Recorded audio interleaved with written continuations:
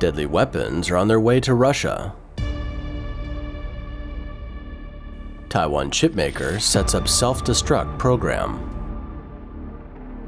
Taiwan's parliament, called the Legislative Yuan, is in chaos. Who is behind the chaos? The mystery is unraveling. Xi Jinping is about to have a showdown with the world. Welcome to China Insights.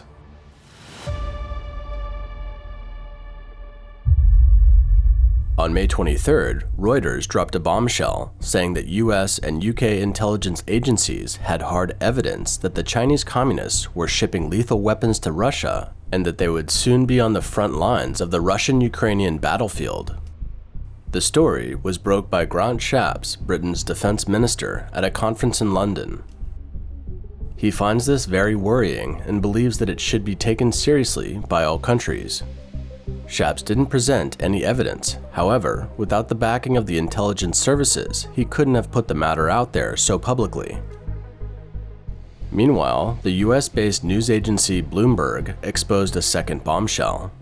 It said that Dutch lithography maker ASML Holding NV and the world's largest chip maker, Taiwan's TSMC, have prepared for the worst, and that if the Chinese Communist Party, or CCP, ever invades Taiwan, then both companies have the means to remotely lock up TSMC's state-of-the-art photolithography machines and won't leave them there for the CCP even if they are left as a pile of scrap metal. These two seemingly unrelated news items are in fact related. Together, they have shown that Xi Jinping has dropped his disguise and is ready for a showdown with the world.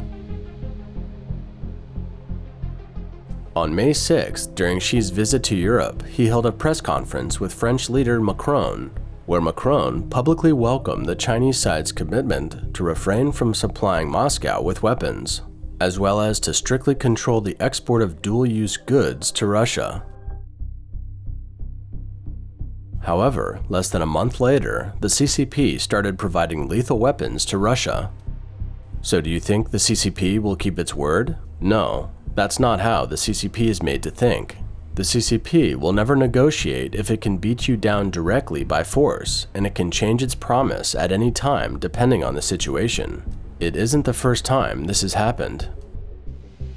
Xi Jinping met with Russian leader Vladimir Putin immediately after returning from Europe. At the end of the meeting, the usually reserved and introverted Xi Jinping went against the grain and took the rare initiative to warmly embrace Putin in public. The world's media speculated over exactly what this gesture of love meant.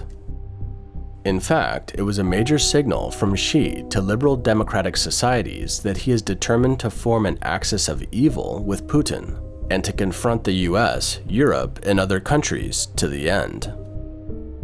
The fact that the CCP has provided Russia with lethal weapons shows that Xi Jinping is no longer afraid of sanctions from the West. No matter how hard it is, he is determined to join hands with Putin and fight against the Western world. Moreover, he is ready to circumvent and mitigate the impact of sanctions, for example, implementing retaliatory tariffs. On May 22nd, Bloomberg reported that the CCP could potentially impose tariffs of up to 25% on imports of vehicles with high emissions, as trade tensions between the CCP and the US and the EU intensify. The CCP Chamber of Commerce in the EU confirmed the news on their official X account. The levy would target imported vehicles with emissions over 2.5 liters. This will seriously affect European and American automakers and will have a major impact on the relationship between Beijing and the EU. As the EU's investigation into the illegal subsidies of electric vehicles dumped overseas by the CCP is coming to its deadline, it's clear that the CCP is ratcheting up its retaliation efforts. Over the last week, the CCP has also hinted that it may impose tariffs on European wine and dairy products. One can see that Xi Jinping is gearing up for a major decoupling with the US, Europe, and other countries in certain sectors. This Bloomberg report, on the other hand, happens to be published on the same day as US Treasury Secretary Yellen's trip to Europe. Yellen went to Italy for the G7 and made a speech in Frankfurt where she openly called on the EU to unite with the US to deal with and counter the CCP's overcapacity and dumping. Otherwise, she said the industries in their respective countries would be at risk. Indeed, the CCP's cheap export wave will pose a serious threat to the global economy. China's industrial policy may seem remote as we sit here in this room, but if we do not respond strategically and in a united way, the viability of businesses in both our countries and around the world could be at risk. Meanwhile, Xi is betting big on whether the US will dare to impose massive financial sanctions on the CCP. Before Blinken's visit, the US let it slip that some sanctions might involve cutting off some Chinese banks from the SWIFT system. This amounted to a warning, but now Xi is apparently ready to sacrifice a few domestic banks, and he may also want to test just how determined the US is with these sanctions.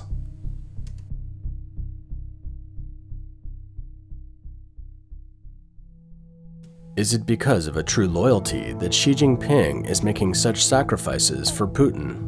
His determination to support Russia with lethal weapons means that he is abandoning his apparent political neutrality, increasing his economic decoupling from the West and militarily, dramatically stepping up his involvement in the Russia-Ukraine war.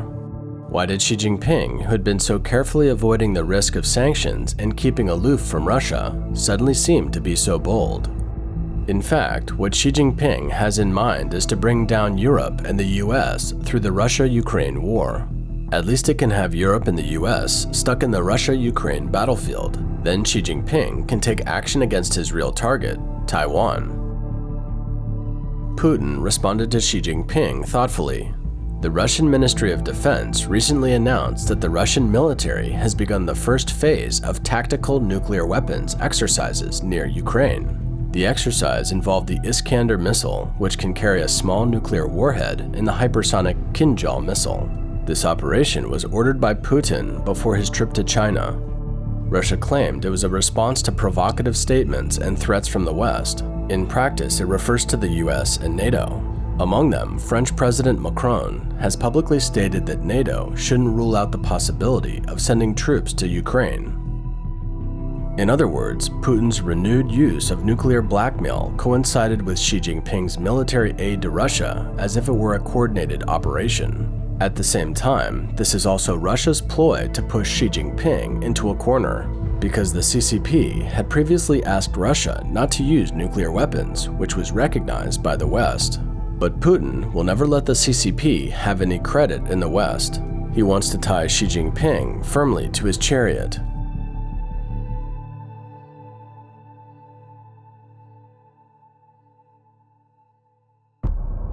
With this perspective in mind, when we go back and look at the turmoil in Taiwan's legislature that occurred a few days ago, in the worst-case scenario that TSMC has prepared itself for, it's pretty clear.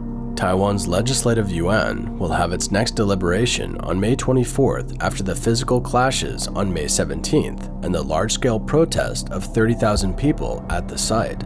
The real mastermind behind this episode, however, is the CCP. It came prepared this time. They have thoroughly studied the loopholes in Taiwan's legislative system before launching this surprise attack. At present, there are still many folks in Taiwan who are still seeing this incident through the lens of partisan bickering. It's what the CCP is most delighted to see, and it's what it wants to see the most. The CCP will feel that it has already waged a war against you, but you aren't even aware of it. In fact, as early as February 2024, after Taiwan's election, some CCP insiders broke the news through overseas media that Xi Jinping gave instructions to Wang Huning, a member of the Standing Committee of the CCP Politburo, and Song Tao, the director of the State Council Taiwan Affairs Office, telling them to capitalize on the fact that pro-Beijing politicians Han Kuo-yu and Fu Kun-chi are in charge of Taiwan's legislature, and to start an effective and strategic offensive against Taiwan. After gaining a commanding position over Taiwan's legislature, They should use this opportunity to tear a hole through Taiwan's political structure and create favorable conditions for the completion of the great cause of unification. Song Tao then quickly submitted a report to Xi Jinping and Wang Huning on January 27, 2024, titled Key Points of Unification Warfare Strategy to Occupy the High Point of Taiwan's Legislative Yuan, listing 4 measures for the unification war against Taiwan to divide and disintegrate Taiwan. The most chilling of these is the 3rd point. We must urge Han Kuo-yu and others by all means to use the name of parliamentary reform to introduce bills on the Legislative Yuan's investigative power, the president's right to question, and the anti-Taiwan independence law. Even if the bills are difficult to pass, they should be used to create chaos or even a shutdown of the Legislative Yuan, effectively striking at the ruling efficiency of the DPP administration. Isn't it terrible? This is the main reason for the riot inside Taiwan's Legislative Yuan a few days ago. It's all here. It feels that the CCP has taken control of the Legislative Yuan and has already reached the point where it can do whatever it wants. The remaining 3 items are to urge Han Kuo-yu and others to attack Taiwan's strategy of national defense autonomy in the name of investigating malpractices and corruption, to make the 1992 consensus the mainstream opinion in Taiwan's society, and to strive to invite Chinese and overseas Chinese from all over the world who support unification to Taiwan, so as to create a new momentum of anti-independence and pro-unification efforts around the world. This document has been distributed across China to the leaders of the United Front Work Department, the Chinese People's Political Consultative Conference, and the local Taiwan Affairs Office of all provinces, municipalities, and autonomous regions.